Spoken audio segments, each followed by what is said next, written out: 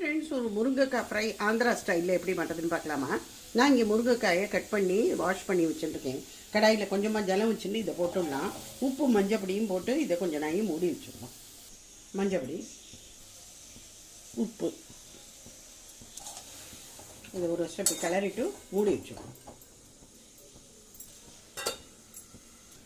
இப்போ மிக்ஸி ஜாரில் கொஞ்சம் தேங்காய், ஒரு 4 மிளகா வத்தல், 1 டேபிள் ஸ்பூன் பொட்டுக்கடலை, 1 டேபிள் ஸ்பூன் தனியா, ஒரு 4 பூண்டு, இதை நம்ம குறைன்னு அரைச்சிடலாம். முருங்கைக்காய் வெந்துடுத்து இதை எடுத்துடலாம்.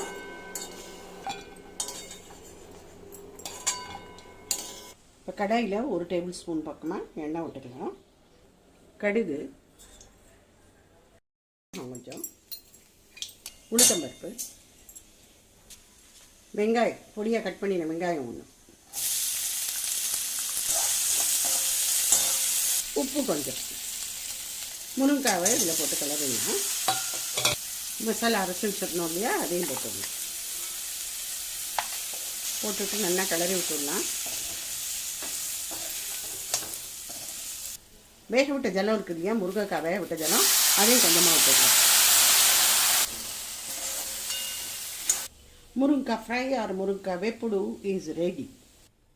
இந்த முருங்கைக்காய் ஃப்ரையில் நான் பொட்டுக்கடலை போட்டிருக்கேன். நிறைய பேர் இதில் வேர்க்கடலையும் போட்டு அரைச்சிப்பா. ஆனாக்கா தேங்காய் போடாமல் வேர்க்கடலை போட்டு அரைச்சா அதுவும் ஒரு விதமான டேஸ்ட்டாக இருக்கும். ஸோ நீங்கள் எல்லோரும் இதை பண்ணி பார்த்துட்டு எனக்கு ஃபீட்பேக் கண்டிப்பாக கொடுங்க. முருங்கைக்காய் வெப்புடு.